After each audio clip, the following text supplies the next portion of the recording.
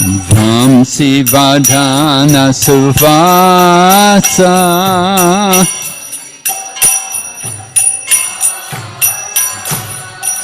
Brajajanapalana Surakulanashana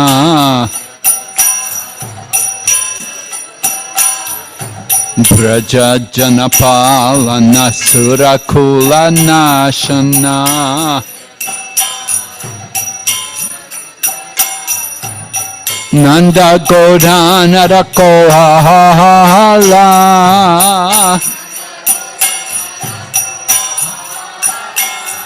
Nanda Godana Rakohala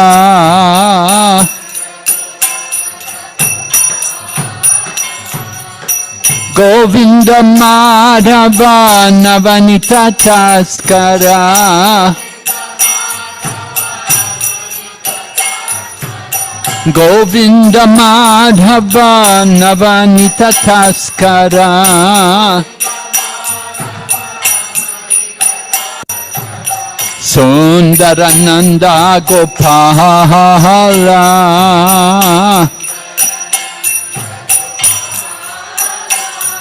Sundarananda Gopala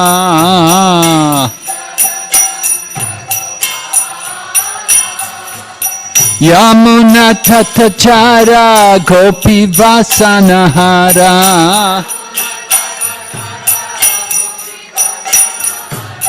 Yamuna Tatachara Gopi Vasanahara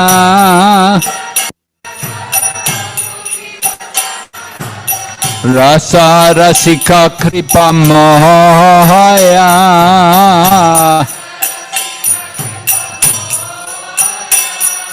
Rasa Rasika Kripa Mohaya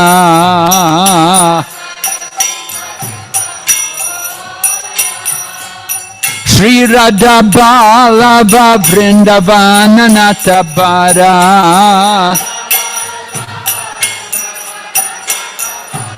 Shri Radha Balava Vrindavana Natabara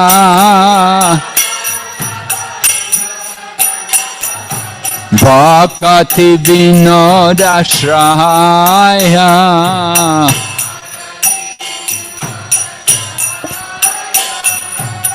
Amala Harinam Amya Vilasa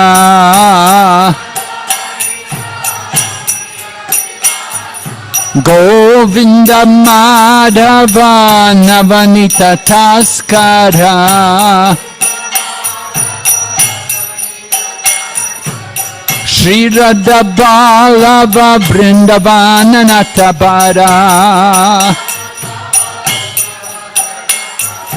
Bhakti Vinoda Shraya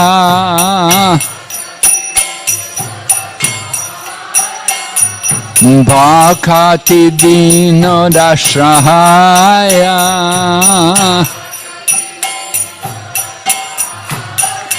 Hare Krishna Krishna Krishna Hare Hare Hare Rama Rama Rama Hare Hare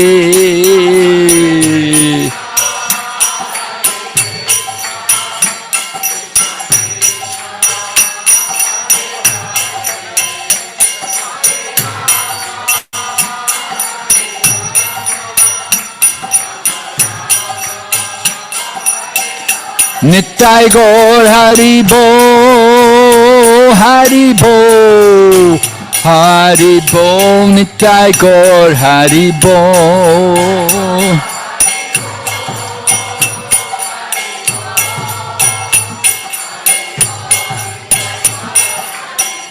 Jai Jai Prabhupada, Prabhupada. Prabhupada, Jai Srila Prabhupada.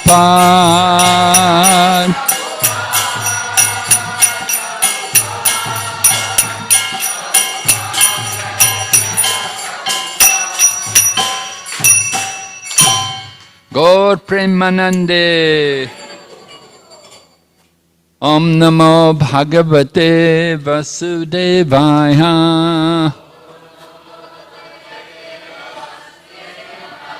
Om Namo Bhagavate Vasudevaya.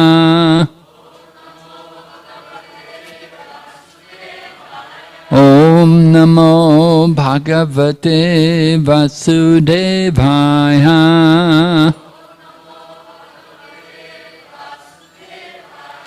Narayanam Namaskrityam Naram Chaiva Narottamam Devim Sarasatim Vyasam Tato Jayamudiraya Nasta Praeshu Vabhadreshu Nityam Bhagavata Sevaya Bhagavati Uttama Shloke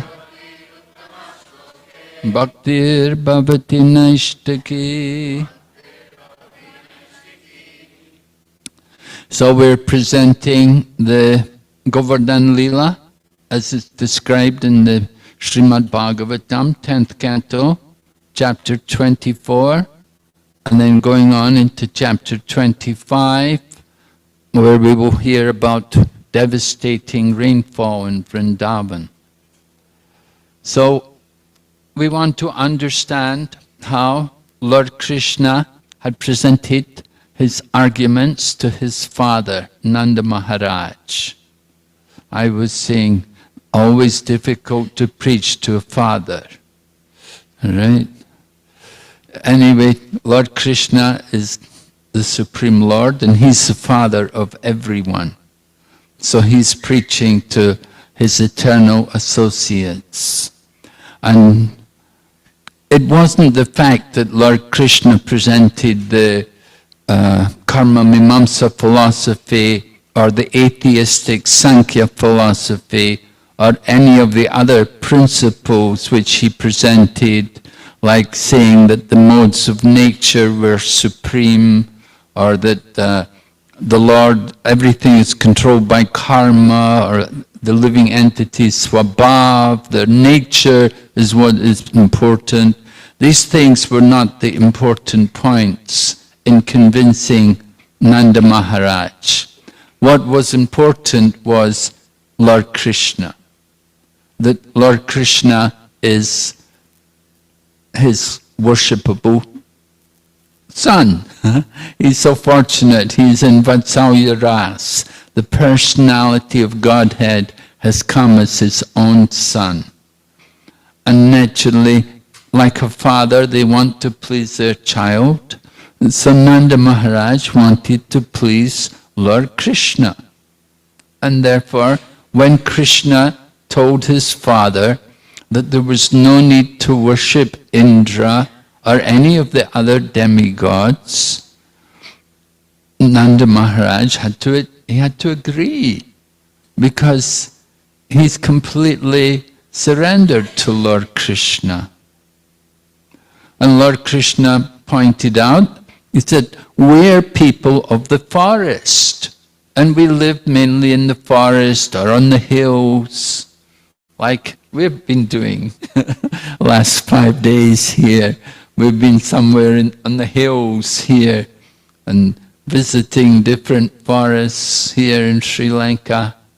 So in Vrindavan, Nanda Maharaj and the people of his village, they lived in the forest. And they would move the cows from one forest to another. So Lord Krishna told his father that it's not Indra who's important, but we should worship the cows and this Govardhan hill and the Brahmanas, because the Brahmanas are the symbol of the mode of goodness. So Lord Krishna requested his father that take all the paraphernalia. And he told him, he said, you cannot keep the paraphernalia for worshipping Indra. We're going to use all of the paraphernalia you have, and we'll need more, because we're going to make an elaborate worship of Govardhan Hill and the cows and the brahmanas. These are the important things. And the brahmanas are needed because they will light the sacrificial fires, and they will also chant the auspicious Vedic mantras, and they will give blessings to all of the people. So Lord Krishna pointed out that the brahmanas have to be given the opportunity to light the sacrificial fires, and then you should feed them nicely. Brahmana Bhoj, right? The Brahmana Bhojan, feed the brahmanas usually. Of course, usually we will say feed the old people and the children first, but other places they'll say feed the brahmanas first, because the brahmanas are representatives. They're the head of head of society. In the social system, the brahmanas represent the head of the social body. And so Lord Krishna also respected the brahmanas. And we know, of course, you all know how Lord Krishna, how he worshipped Sudama Brahman, and how he washed the feet of Sudama Brahman, and how he fed Sudama Brahman, because the brahmanas are very dear to Lord Krishna. We say, Namo Brahmana Devaya, Go Brahmana Hita. That the cows and the brahmanas are both very dear to Lord Krishna. They're the very important parts of the Vedic culture. But Lord Krishna didn't just say only feed the brahmanas, but he said everyone should be fed. Even the dogs and the dog eaters, because they're also residents in the holy land of Vrindavan, and no one should be neglected. Srila Prabhupada loved to see prasadam distributed. One time it was in Kenya, Srila Prabhupada saw how the Sikh people were distributing prasadam at their place. People would sit down and they would be given the sabji and then chapatis, one roti after another. You know, Punjabi people, they like their rotis. And when people come, they also give rotis. And so Prabhupada said, oh, very nice. He said, very good that they're doing like this. He appreciated so much. And of course, he told us no one should go hungry in the vicinity of the temple. He said, Krishna is not a poor man. And especially for the time of the Govardhan Puja, it's a very important function which we have to observe. And Lord Krishna wanted to encourage the people of Vrindavan. He told them all the things they had to prepare, all the different varieties of foodstuffs. We mentioned yesterday how so many different sweets and salty preparations. We would say namkins, right? And then mitai, sweets, and then sabji and dal, and breads and savories and puris and halava, oh, everything. We'd cook very nice feast for the Govardhan Puja, because it's very important to worship the Govardhan Hill nicely. And everything should be prepared and then offered. And Lord Krishna, in order to convince the people of Vrindavan that this sacrifice was right, Lord Krishna himself took a wonderful form and then declared that now I have become the Govardhan Hill. And in a wonderful form, Lord Krishna appeared. and he began to eat all of the offerings, declaring, I am the Govardhan hill, that he is not different from the Govardhan hill. He wanted all the people in Vrindavan to know that that Govardhan hill was an expansion, another incarnation of him. And he accepted all of their offerings. And when Lord Krishna appeared in that form, Lord Krishna offered his obeisances to himself. And all the people of Vrindavan, they saw Krishna bowing down, they also bowed down. And they worshipped this form of the Lord. So Lord Krishna explained to Nanda Maharaj that after doing all the things I mentioned, like the brahmanas lighting the sacrificial fires, and then also giving them their food and giving some gifts to them. Maybe you give cows, because you have a lot of cows, right? So you can spare 1 or 2 cows to give to the brahmanas. What to speak of 1 or 2 cows, they can give many cows for the brahmanas in charity. And satisfy the brahmanas, and then take care of the cows also. The cows should be given nice grasses to eat. There's some special grasses which the cows relish to eat. There was one grass we used to feed the cows, it was called napier grass. I don't know what it is in India, but anyway, I was in the Philippines at the time, and we had napier grass, and we'd give it to the cows, and they really liked it. They really enjoyed that grass.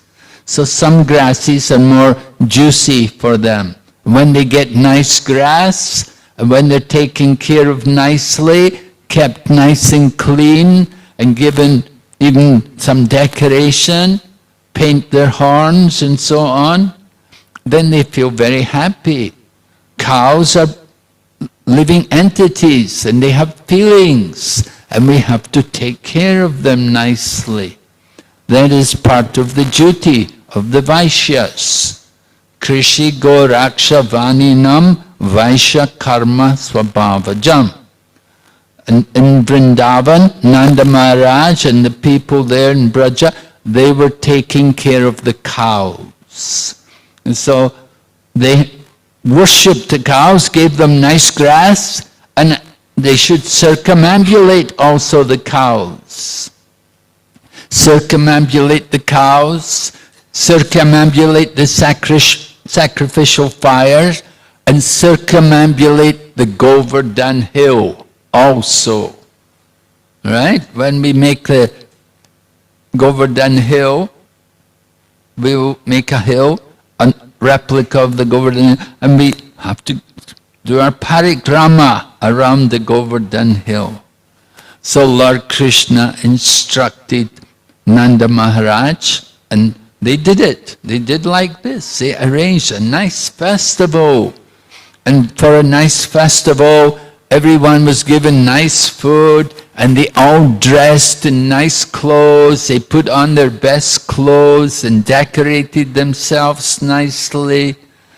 And they all went in procession around the Govardhan hill, with the cows and the bulls leading.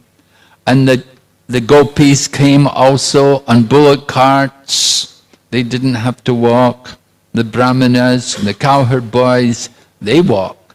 And they're used to walking, because they're cowherd people. Every day they walk. But the ladies, the gopis, they don't walk it. So they had a bullock cart to take them around the Govardhan hill. And the brahmanas were there, and they were reciting their mantras and giving benedictions. So in this way, the Govardhan Puja was performed very nicely. And everyone felt happy by doing this, because it was done for the pleasure of Lord Krishna. When we put Krishna in the center, then we feel very satisfied. We feel happy that Krishna is in the center. We have done this for the pleasure of Lord Krishna. This is very important. So Lord Krishna was happy, and the people of Vrindavan, they were all happy, but there was one person who was not happy, right? You know, very difficult to please everyone. Don't ever think you can please everyone. Our duty is not to please everyone. Our duty is to try to please Lord Krishna and try to please also our spiritual master, our spiritual teachers. That is our real business. So Indra was not satisfied, he was not happy. In fact, he was very angry because his sacrifice had been stopped. So the next chapter goes on, that's chapter 27, and it describes how, let's see, where's the front? Indra understood that his sacrifice had been put aside. He became furious with Nanda Maharaj and the other cowherd men who were accepting Krishna as their Lord. Indra wanted to be their Lord. He wanted the respect. He wanted them to honor him. He had become proud, right? Pride is one of the demoniac qualities. In the Bhagavad Gita, Lord Krishna describes Daivi Sampat and Asurik Sampat. So Asurik Sampat, pride, is one of the big problems. And although Indra is not a demon, but somehow, because he's in that position of a demigod, and he has a big position, and he gets worship, he had become attached to it. Lord Krishna had seen Nanda Maharaj and the people of Vrindavan perform the Indra Yagya previously. Previous years, Lord Krishna is already 7 years old. And so in previous years, he had also seen them do this Indra Yagya. But this year, decided to do something about it. Remember, he'd just seen the Yagnapatnis and their husbands, and he saw their husbands, how they were not very devotional, how they were attached to ritualistic ceremonies. And so Lord Krishna wants to put a stop to this among his eternal devotees in Vrindavan. Nanda Maharaj, the people of Vrindavan, are all his eternal associates. They've come there to take part in his pastimes. And Lord Krishna wants to see the mood of pure devotion there in Vrindavan. There's no need to worship these demigods.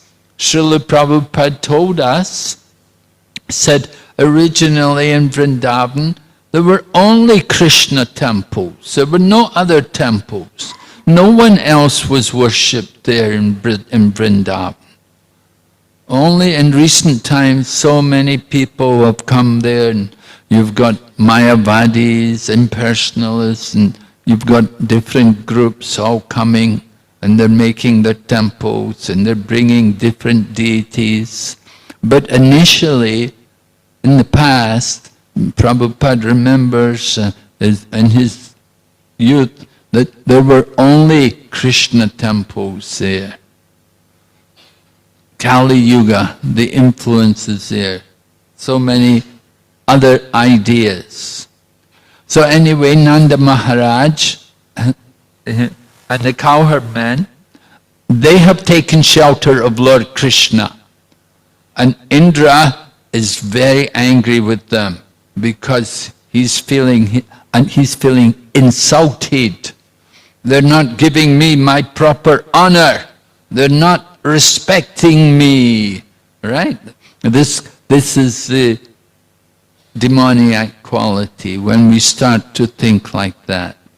we start to think that I should be given respect, I should be honored. They're not giving me the proper respect I should get. So then, you get ready for fall down. And it happened, Indra being so proud that when he saw that he was not going to get his yajna as he had in previous years, he thought he'd take some action against the people of Vrindavan. And he decided on a very severe punishment. And he called for his Samvartaka cloud, which is a cloud which is usually only there at the time of the annihilation, at the time of the devastation of the universe. And so it was a very heavy thing which Indra did to call on the sun. He didn't just ask for any ordinary clouds to go, and he didn't just say, no clouds, I'm not going to give any more rain, but he called for the Samvartaka cloud. Not only did he call for this cloud to come, but he called also for the winds of devastation to also come.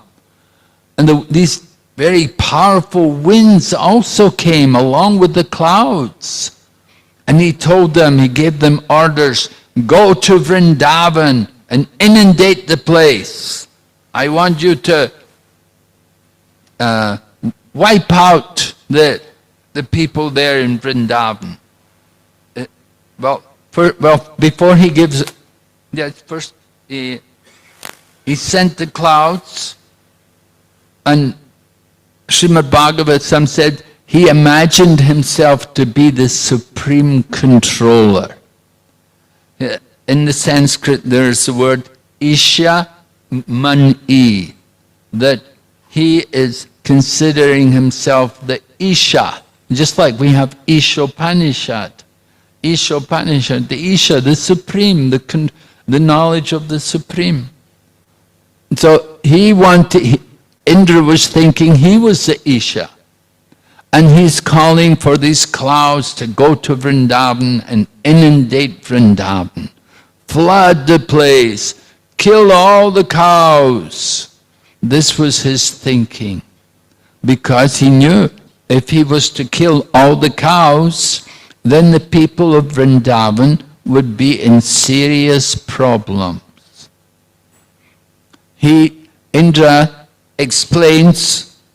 Indra goes on talking about why he wants to send these clouds. He said, just look at these cowherd men. They've become so intoxicated by their prosperity. We would think, cowherd men? Prosperous? But in the Vedic culture, the cowherd men, they were very prosperous. And they were living very nicely. They had many cows, and they had a lot of milk.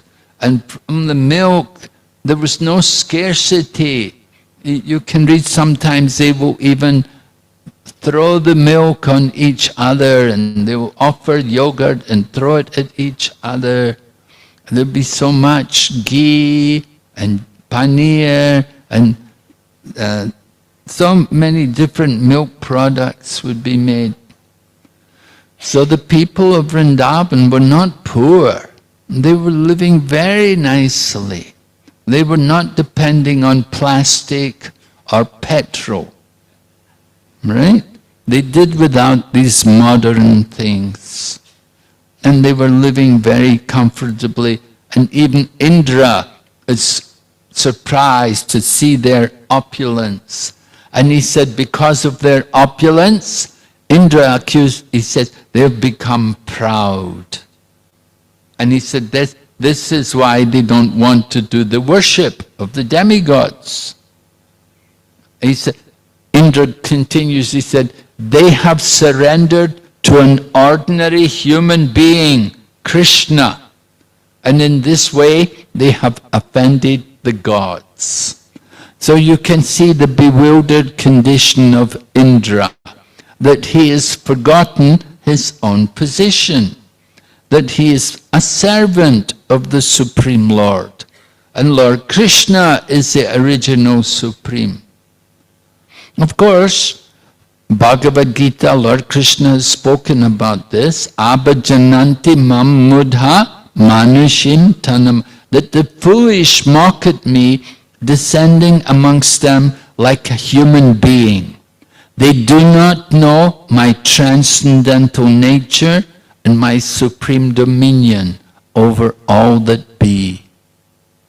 So Lord Krishna had come also, like Lord Rama, he'd come in the form of a human being.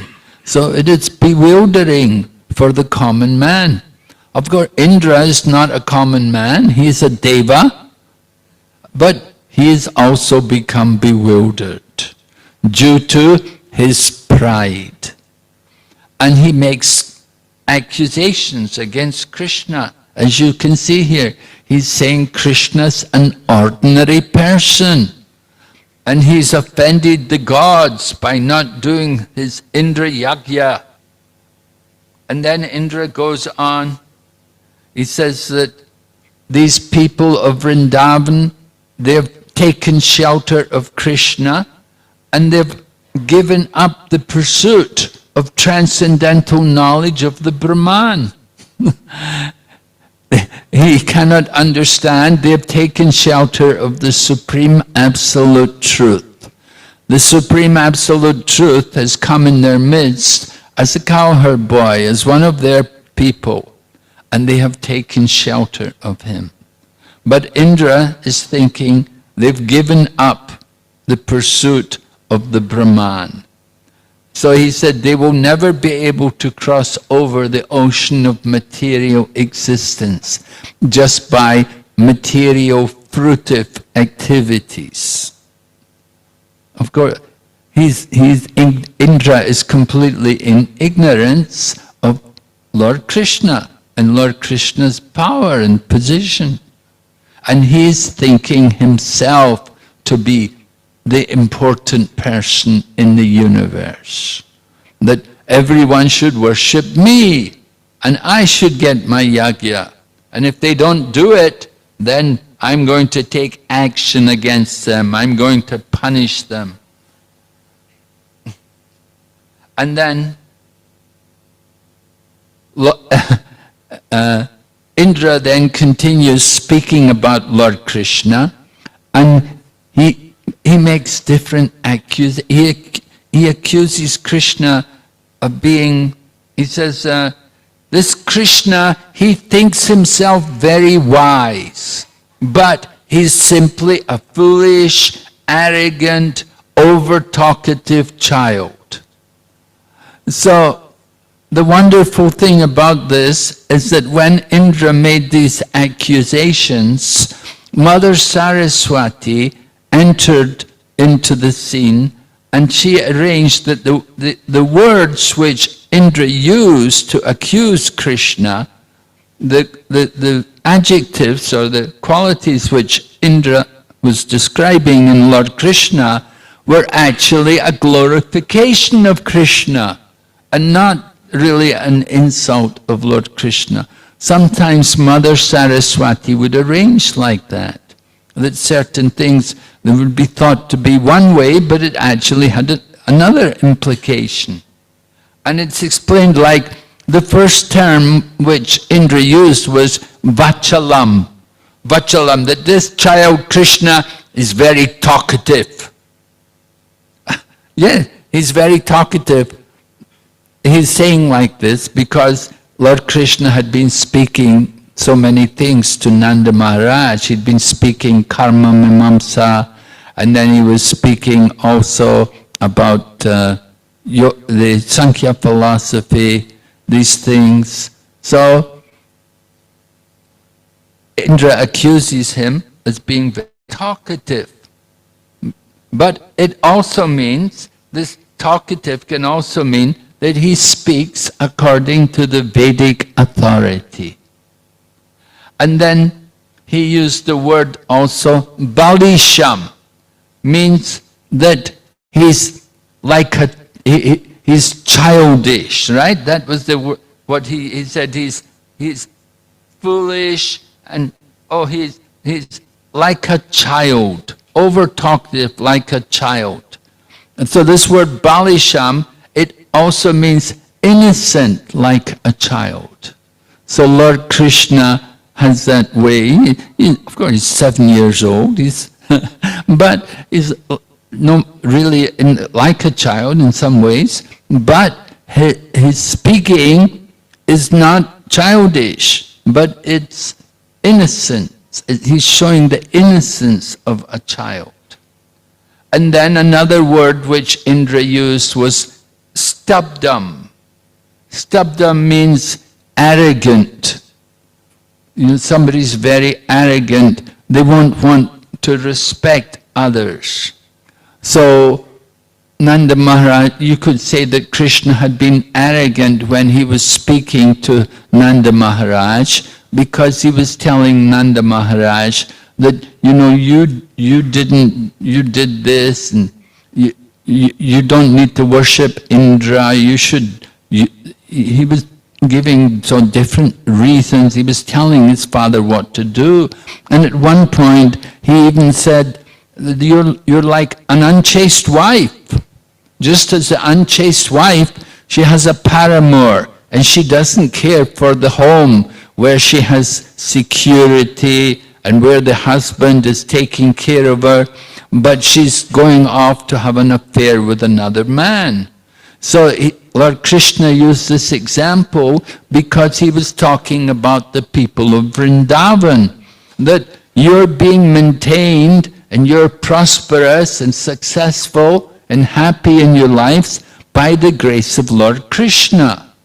But you're going to worship Indra. Indra didn't do anything for you. He didn't give you any opulence or any real success in the material world. Whatever you have, whatever happiness, whatever wealth you have, whatever health you have, your good fortune, it is all by the grace of Lord Krishna. And you don't have to worship anyone else, right? At the very beginning of this section of Govardhan Lila, Prabhupada spoke about faith. And he quoted the verse from the Chaitanya Charitamrita taught by Lord Chaitanya to Sanatana Goswami. Krishna Bhakti Kaila Sarvakama Kritahai. Just by worshipping Krishna, you can achieve everything. You don't have to worship anybody else. So Lord Krishna had been speaking strongly because Lord Krishna was feeling somewhat angry that these are my eternal associates, Nanda Maharaj and the people, the cowherd boys, the cowherd men, they're my eternal associates and they're worshipping demigod. It's not good, not proper. And so he was speaking strongly, and so Indra took it in the wrong way. That he's a young boy, he should not be telling his father what to do. You can't tell your father what to do, right? The father may say to the son, you come home earlier at night. And the son may say to the father, well, you stay out late at night. All right? And the father will say, well, it's my house. I can do what I like. All right? So, the same way, Lord Krishna, he's a young boy, and he's telling Nanda Maharaj, don't do this, don't worship Indra, So Indra is taking that, he said, this is the arrogance of Lord Krishna. And he used this word, stabdam, means he bowed, it means arrogant, but it can also mean that he bows down to no one, because there is no one for him to offer homage to. Right? Lord Krishna doesn't have to bow down to anyone because he himself is the Supreme Personality of Godhead. And then Indra also used the word agyam, meaning ignorant. But it also means that there's nothing more for him to know. Because Krishna knows everything. He is omniscient. So he doesn't have to learn anything more. He knows everything. Somebody is agyanam, he may be ignorant, he has to learn things. But agyanam can also mean he knows everything. If you know everything, you don't have to learn anything, do you? You know it all. I know it all. Right? Sometimes we hear that. I know everything. Right? Don't have to tell me, I know everything. So Lord Krishna, he is actually like that. He is omniscient. And then Indra also said, Pandita Maninam.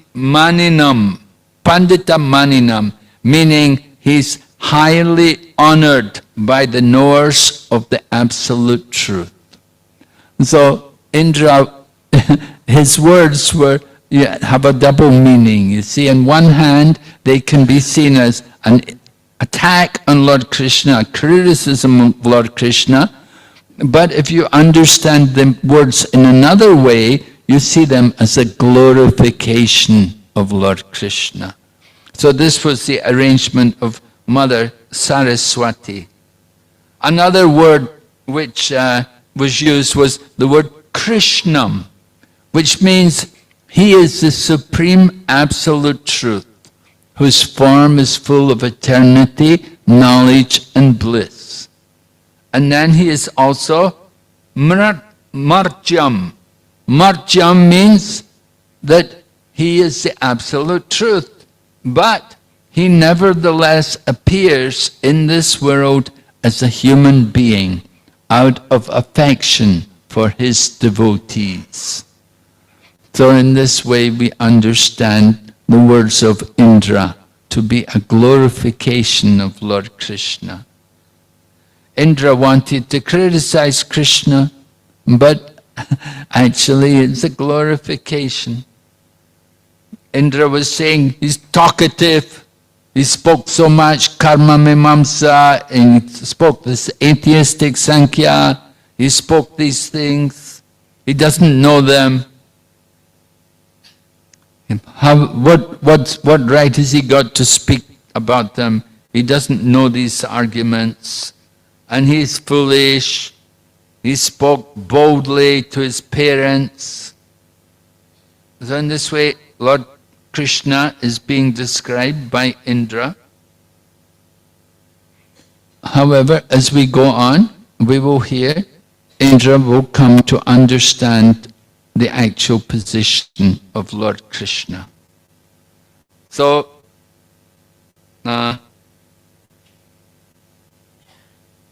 Indra then speaks, he speaks to the clouds, the Samvartaka cloud, which he had ordered to go to Vrindavan. And he tells them that the prosperity of these people, their wealth, has made them mad with pride, and their arrogance is backed up by Krishna.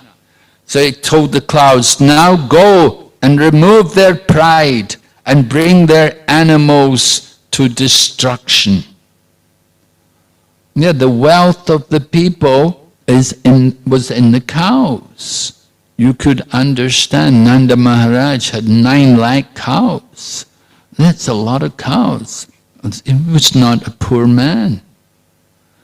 So Indra wants to destroy the cows. If they have no cows, the people only know how to take care of the cows. That's their life.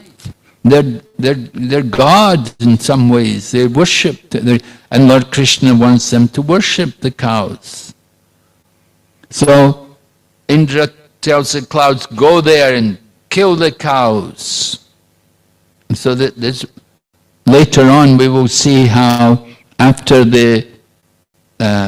Lord Krishna protects the cows from the wrath of Indra, then Mother Surabhi will come in order to thank Krishna for protecting her descendant cows. So protecting the cows, very important duty, which is neglected so much in the modern times.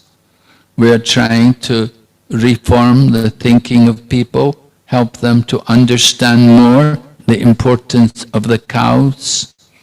The presiding deity of this planet is Mother Bhumi. Mother Bhumi, of course, is in the form of a cow. So this planet actually belongs to the cows. And the cows, however, are a domestic animal. They need to be cared for. The cows need us, and we need them. We need the cows because from the cows we get the most important thing, liquid religiosity, milk.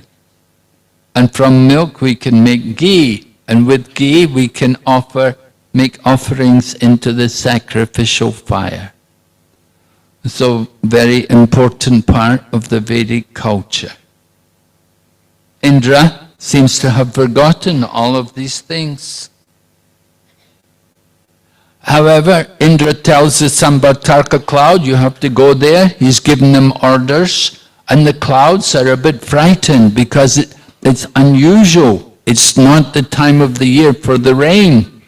Now we're seeing the rain here in this part, this place where we've been the last 5 days, quite a bit of rain. This is the rainy season here. Come other times, maybe it wouldn't get so cold or so wet. But the Sambartarka clouds, out of season, out of time, they've been ordered to go to Vrindavan and inundate Vrindavan. And they've gone there, and Indra said, I'm coming with you. I'll be right behind you. I will ride on Airavata, the elephant. And he said, I want to come and see you decimate, destroy this cowherd village of Nanda Maharaj. So this was his mood, this was his mentality, that he'd become so polluted. So the clouds, they're afraid of Indra, they have to follow his order, although it's untimely, and they begin to go there. They go over to Vrindavan and they pour down heavy torrents of rain upon the land of Vrindavan. Heavy, heavy torrents of rain. Not just rain, but there was these very cold winds. As I said, the winds at the time of devastation, they also went there. So there were these bitterly cold winds and heavy, heavy torrents of rain. Everywhere became very dark, and the people of Vrindavan were very afraid. Not only were the people afraid, all the animals were afraid also. The cows were all afraid. They were trying to shelter each other by their bodies. Torrents of rain, and even ice was falling, hailstones. It was a very unbearable situation. So the people of Vrindavan were in great distress. So what do? When you're a devotee, when you're in distress, what do? There's only one thing to do. You have to turn to Krishna and you call out to Krishna. Just like when Uttara saw the Brahmastra weapon come towards her, Ashwatthama threw the Brahmastra weapon at the child in her womb. And so Uttara saw the Brahmastra weapon and she called out, Pahi Pahi Mahayogin Deva Deva Jagatpate, that there's no one but you who can protect me from this heat of this Brahmastra weapon. So the people of Vrindavan, they were in a similar precarious, life-threatening situation. Torrents of rain, thunder and lightning, and then lumps of ice also falling from the sky. It was unbearable. They had never experienced such situation before. And so cold. Everyone was feeling so cold. They all came to Krishna. "Oh Krishna, you have to help us. You're the only one who can help us in this situation." They all could understand that this must be Indra, because we did not do the Indra Yajna. We did not perform our sacrifice for Indra, therefore he's become angry and he's reacted in this way. And now this heavy rain, like columns, are falling from the sky. There was so much rain that you could not tell where was high land or where was low land. Everywhere looked as they just saw water everywhere. So they came to Lord Krishna, and Lord Krishna, of course, he knows, being the omniscient Supreme Lord, he knows this is the work of Indra. So Lord Krishna immediately put on his turban and he ran from his veranda and he ran over to the Govardhan hill. And the Shastra described that there was a particular potency of Lord Krishna's Shakti which protected him, that when he was running from his veranda to the Govardhan hill, at that time there was a potency which arranged to protect him so that the rain did not fall on him. Because it was raining so heavy, he would have been soaked. But the particular potency was protecting him, so none of the water hardly fell on him. And he got there to the Govardhan hill, and he picks up the Govardhan hill. And the Harivamsa described that Lord Krishna used his left hand to pick up the Govardhan hill. Left hand, Srila Prabhupada taught us the right hand is for eating and left hand is for cleaning the body. And so left hand, it's not the cleanest, but anyway, Lord Krishna chose, he used his left hand to pick up the Govardhan hill, and he held it up on his little finger. And when he picked up the Govardhan hill, then he called out to all the people of Vrindavan. He said, "You can all come under the hill and bring the animals with you. Bring all of our livestock, all of the cattle, the cows, the buffalo, bring them all under the hill here. And you'll be safe here under the shelter of this Govardhan hill." So the people, and what else could they do with that? There's no other alternative. Lord Krishna is picking up the Govardhan hill. We should go under the hill. And they all entered under the Govardhan hill. And they stayed there with Lord Krishna. And it's described that the rains continued for 7 days and nights, incessantly. The rain and the wind was pouring down. We may wonder, how is it possible everyone could get under the Govardhan hill? Because he had 900,000 cows, and there were other people with cows. There were so many animals. How could they get them all under the Govardhan hill? It's only, they'd say, 3 miles wide. But it says that when Lord Krishna picked up the hill, it expanded to 32 miles wide. So that Lord Krishna said, the whole world can come under this hill if they want. I can arrange for everyone to get shelter under this hill.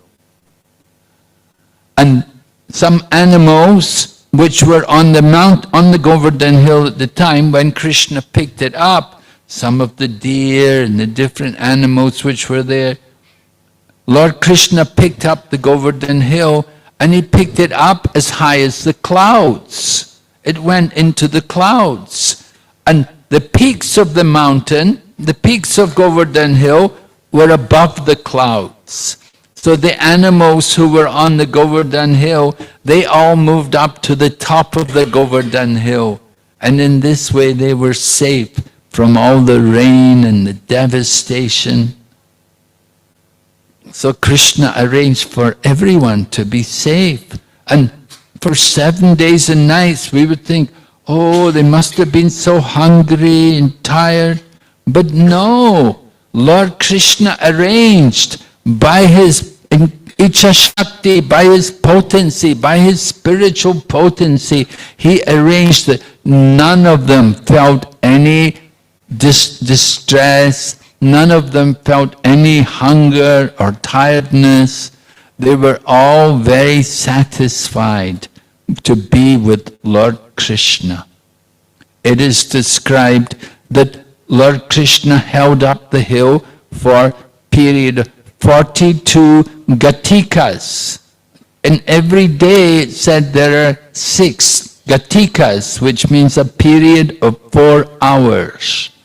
So Lord Krishna held up the hill for 42 gatikas. But the people who were under the hill, they had the impression it was only 1 gatika. It was just like 4 hours, because they were so satisfied to be with Krishna. Whenever they would just look at Krishna, and they'd just feel completely satisfied. And Lord Krishna, he is also happy because he has the opportunity to also be with his devotees. All the gopis are there. Now usually the gopis cannot look at Krishna because they're young girls, and it's a very conservative village. The people are very orthodox, and the young girls cannot speak to the young boys. They cannot even look at the young boys. But for 7 days and nights they had the opportunity. They could just simply look and fill their eyes with the form of Lord Krishna and see Lord Krishna holding up the Govardhan hill. Of course, some of the cowherd boys, they thought, oh, we better help Krishna. This will be a bit heavy for him. We'll try to help Krishna. And some people even say, why didn't Lord Balaram do this? Because Lord Balaram, he has one of his expansions is Ananta Shesha. And as Ananta Shesha, he's holding up the planets on his hoods. So Lord Balaram is very strong. So why didn't Lord Balaram do this? Why didn't he help Krishna with this? But we have to understand Lord Balaram is the Amsha. He is just the expansion coming from Lord Krishna. Lord Krishna wants to do this. He wants to do this himself. He doesn't need Lord Balaram to help him.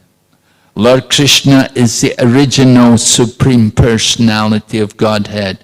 And whatever powers are there in Lord Balaram, they're given by the grace of Lord Krishna. So it's Lord Krishna who's holding up the Govardhan hill. Lord Balaram is also under the hill. But he knows it's not a problem for Lord Krishna. He's confident. And all the other people of Vrindavan, they're also feeling safe to be under the protection of Lord Krishna. So Indra and his clouds, they were pouring the water, and the rain was falling.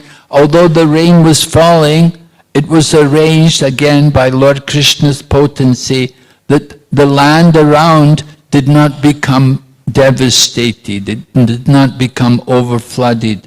Rather, Lord Krishna arranged that all the water which fell would be evaporated quickly. And so Lord Krishna is holding up the Govardhan hill for 7 days and nights. And Indra, he can see that he is defeated. He cannot do anything. He cannot defeat Lord Krishna. And after 7 days and nights, then Indra realized that he had made a great mistake, and that this Krishna was actually none other than his worshipful Lord, the Supreme Personality of Godhead. So then Indra orders the Samvartaka clouds, all right, enough, now go back. Go back. We have been defeated. These people of Vrindavan are victorious. We cannot defeat them. And he sent the clouds back, and Lord Krishna saw that now there's no more wind and rain, and now it's safe for the people to all come out. So Lord Krishna ordered all the people of Vrindavan, you can come out from under the hill now, and bring your property with you, bring your animals with you, and go back. And so, when they had all come out, then Lord Krishna then put the Govardhan hill back down in exactly the same place. So this is a wonderful Leela. Now Krishna, of course, has got a new name. Now he's Giridhari, right? He's famous as the lifter of the mountain, lifter of the hill of Govardhan, Giridharidhari. So Lord Krishna performed yet another wonderful pastime. He's humbled the pride of Indra. He has inaugurated the Govardhan Puja, and he has also enjoyed 7 days association with his intimate devotees, the people of Vrindavan. And so this was the wonder of the Govardhan Lila. Lord Krishna puts a hill down and all the people go back to their work, taking care of the cows. Now, yesterday I was speaking about Lord Chaitanya Mahaprabhu, and I was explaining how Lord Chaitanya Mahaprabhu also had a stone from Govardhan Shila. This is described in the Antya Lila of Chaitanya Charitamrita, and it's described there one devotee named Shankarananda Saraswati. He came to Jagannath Puri from Vrindavan, and he met Lord Chaitanya and presented Lord Chaitanya a stone from the Govardhan hill, and he gave him also one necklace of gunja berries, which is a kind of berry which grows there in Vrindavan, and they make it into a necklace. So Lord Chaitanya was very happy to receive these gifts from this devotee, and Lord Chaitanya, it said, he kept that Govardhan Shila with him. I said yesterday he just kept them for a month or two, but I saw in Chaitanya Charitamrita, I checked, he said actually he kept it for 3 years. So for 3 years, Lord Chaitanya had this Govardhan Shila, and regularly he would put it in front of his eyes, he would put it on his head, he would smell it, and the stone was always wet with tears from the eyes of Chaitanya Mahaprabhu. And Mahaprabhu would declare, this stone is the body of Lord Krishna. He said, this stone is the body, directly the body of Lord Krishna. So Lord Chaitanya, he kept that Govardhan Shila with him for 3 years, and after 3 years, he gave this stone, he presented it to Raghunath Das, who had come to live there in Jagannath Puri. And he had studied Raghunath Das, and he had seen the activities of Raghunath Das. He was very renounced and very strict. It said, his sadhana, Raghunath Das's sadhana, was like the lines on a stone. He was very strict. He never deviated from his sadhana. So Lord Chaitanya appreciated his spiritual practice, and he presented him with a Govardhan Shila. And he told him, he said, you can worship, he said, you can offer 8 manjaris, flowers, with the leaves on either side, the flower on the top and the 2 leaves. You offer 8 of these manjaris with some nice pure water, and this is a very nice offering in the mode of goodness. And Lord Chaitanya told Raghunath Das that this stone is directly Lord Krishna. And Raghunath Das was so fortunate, from the hand of Mahaprabhu, he had been given this stone from the Govardhan. So Raghunath took up the worship very seriously. And he would see Lord Krishna in that stone from Govardhan Hill. So Srila Prabhupada writes in the Krishna book, in the relation to the Govardhan, he said, devotees from ISKCON can also take some pebbles or stone from Govardhan, and said you can worship it in your own home just like a deity. It's not different from a deity. So it's very convenient, to keep a big deity is not very easy, but to keep a Govardhan Shila, it's very nice, and many devotees do that, of course. So Raghunath Das began his worship, then later on also Swarup Damodar Goswami told him that you can offer some nice sweetmeats. And through Lord Chaitanya's servant Govinda, they arranged every day, they bring some sweets, some very good quality sweetmeats to offer to the Govardhan Shila. And in this way, Raghunath would worship the Govardhan Shila. And someone asked, what about the difference between Govardhan Shila and Shaligram Shila? Actually, not really any difference. The same standard is there. To worship Shaligram, you should worship in the mode of goodness, pure goodness. That is important. And similarly, to worship the Govardhan Shila, if you worship in the mode of pure goodness, then you will get the result. You can get Krishna Prem by worshipping nicely. So we can see the Govardhan Hill, the worship of the Govardhan Hill, very important for us to observe these festivals every year. Prabhupada taught us to do these things. And of course, we know in Vrindavan, devotees all over the world, they will celebrate this Govardhan Puja. So it's coming in another couple of days. We will also celebrate Govardhan Puja. Are there any questions?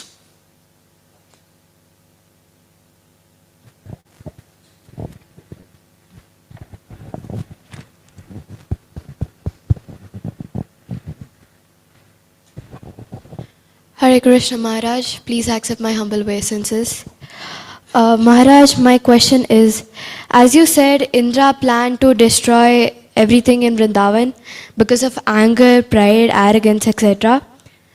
And everything included the Vrajavasis' wealth, the cows, and they are the descendants of Surbi, as you also said. Then why did Surbi come and help Indra to beg forgiveness from Krishna later on? Yes, because Indra had done such an offense that if he was to go there on his own, Lord Krishna would just ignore him. Because he had done such a nonsense, such a bad thing, that Lord Krishna would not pay him any attention. So Brahma had told Indra that if you're going to go there to see Lord Krishna to apologize, then you take Surabi with you. Then Lord Krishna will give you some attention. Then he'll hear your prayer. He'll hear your regret. And so that was the point, that Indra was told, don't go there alone because Krishna won't want to see your face. Such a rascal. But if you go with Surabi, then Krishna will, he will hear you. All right? Any other question?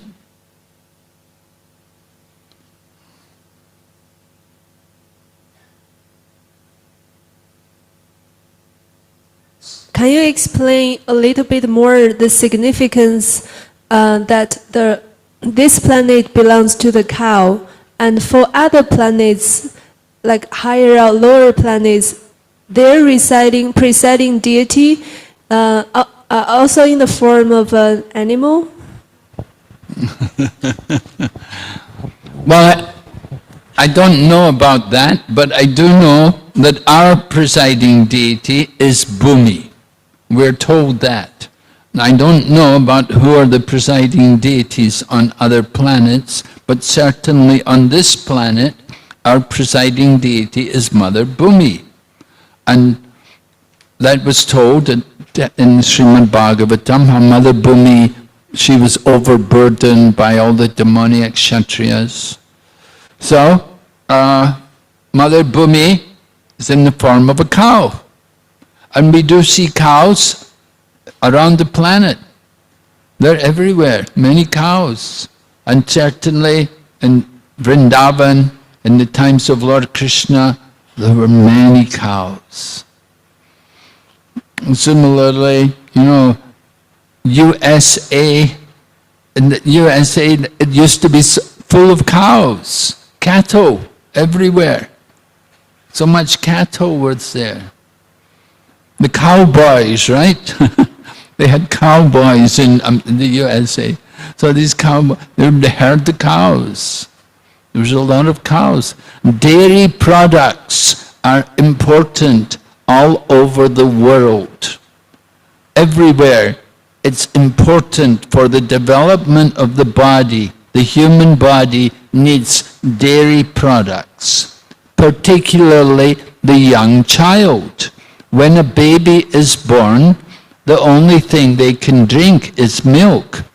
Now, initially, they take the milk from the mother, but after some time, then they have to get the milk from some other source.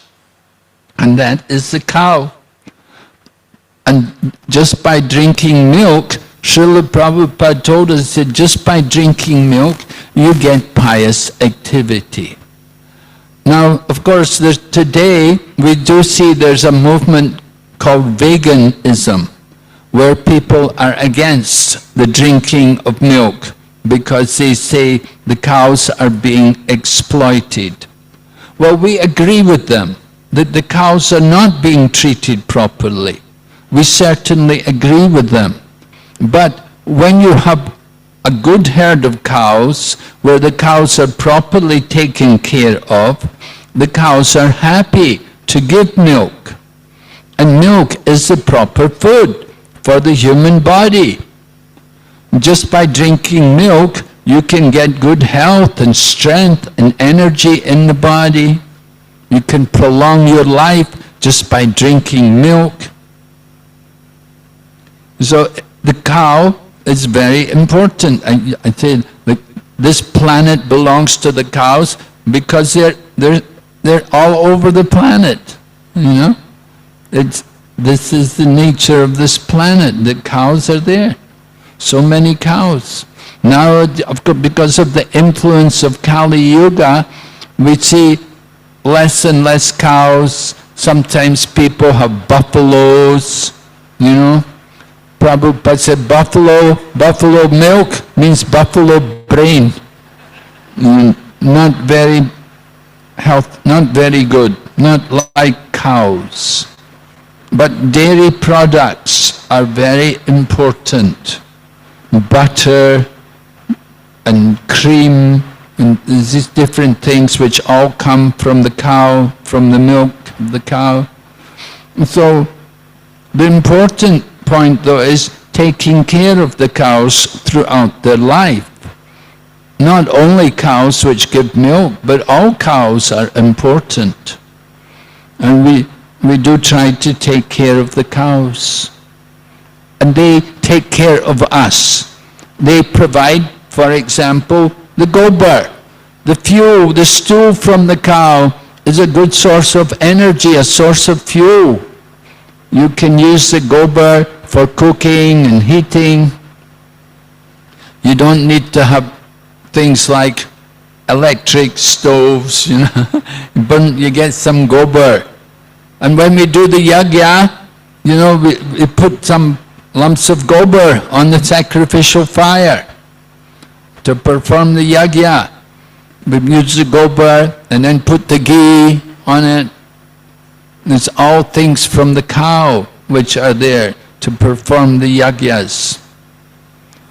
When we will open the Mayapur temple, when the temple of the Vedic planetarium is going to be opened, there's a plan. They're going to have 108 sacrificial yajnas simultaneously. 108 sacrificial yajna fires will take place for the inauguration of the temple. So they're training up the brahmanas. They need a lot of brahmanas to have 108 yajnas going on. It's a big thing. But you need the cows, you need the ghee, you need the dairy products. Very important. I remember when I was a kid at school, in our school, every day we were given a free bottle of milk. You know, that was in the UK. You know, somehow over the course of time England became poor. But in those days, when I was at school, it was doing a bit better economically. And we were given every day a bottle of milk. Just like in India today, they give a meal for the school children. They have one meal a day for the school children. And so in the UK, we used to get a bottle of milk every day, because milk was considered so important for the health of the children. That drinking milk, especially in childhood, very valuable to develop a brain to understand spiritual knowledge.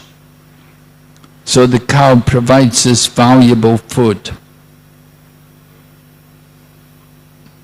Okay, yes, Manaji has a question.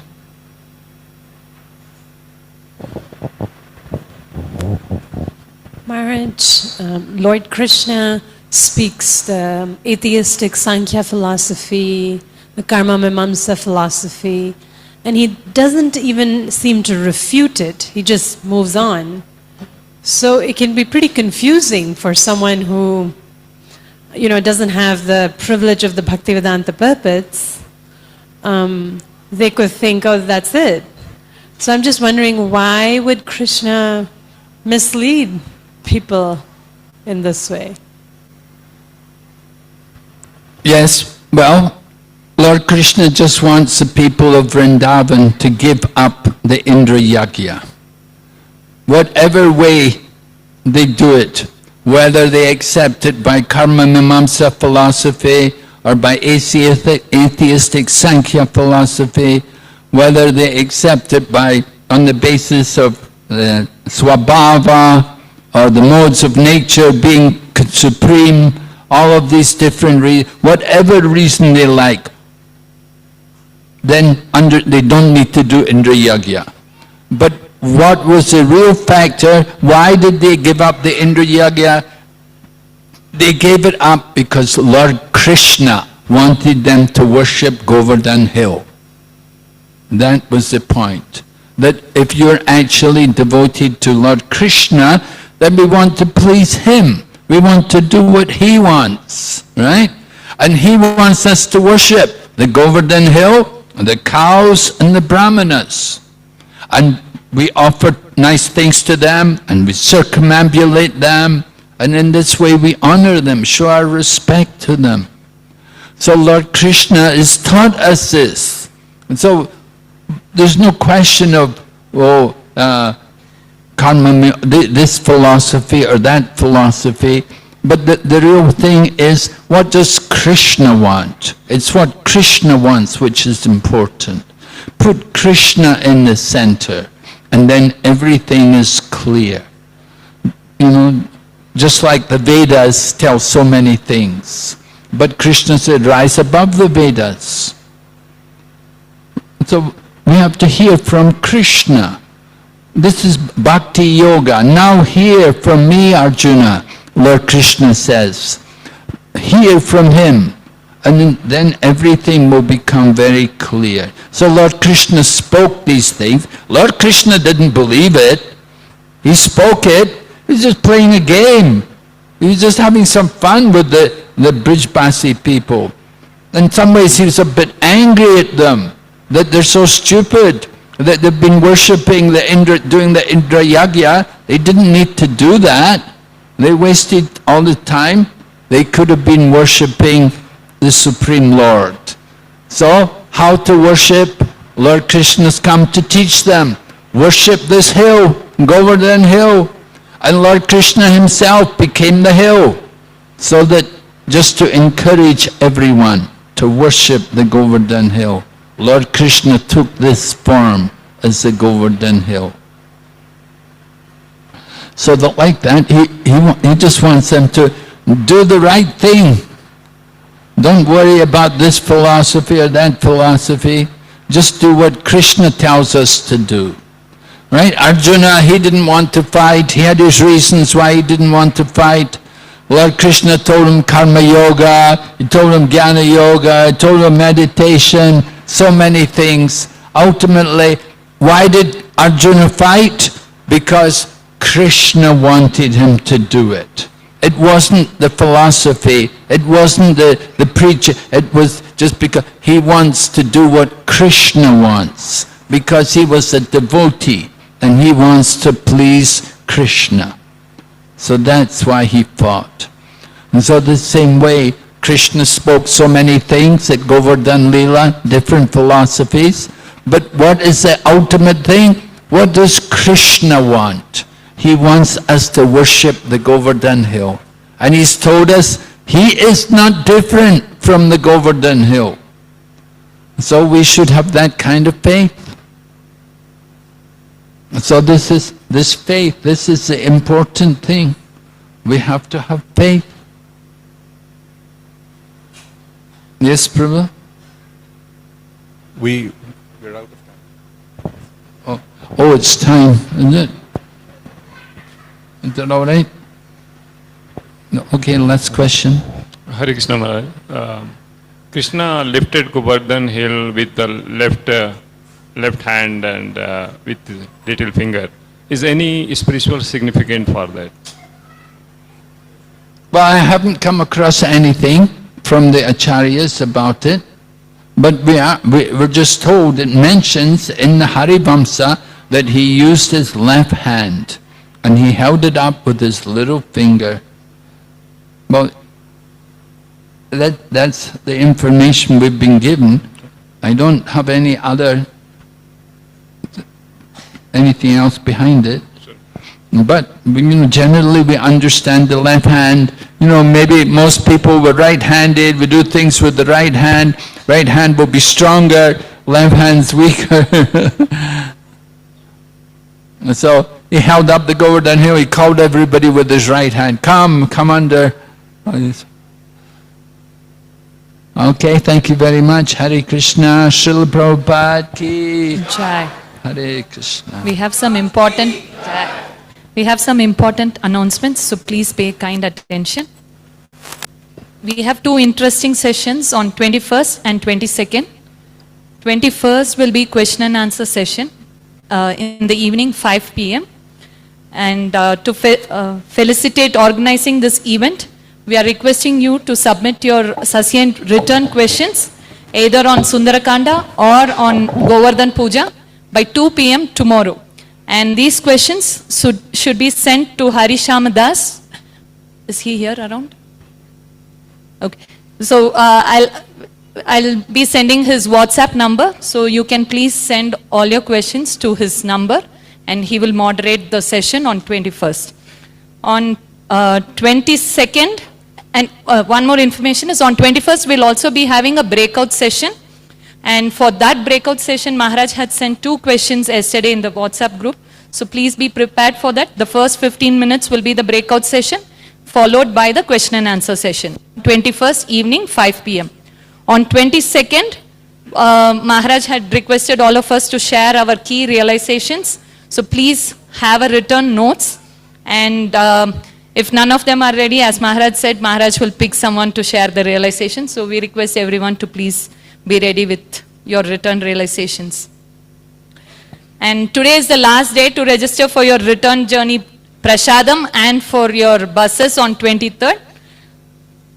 If you have already registered, please do not submit again.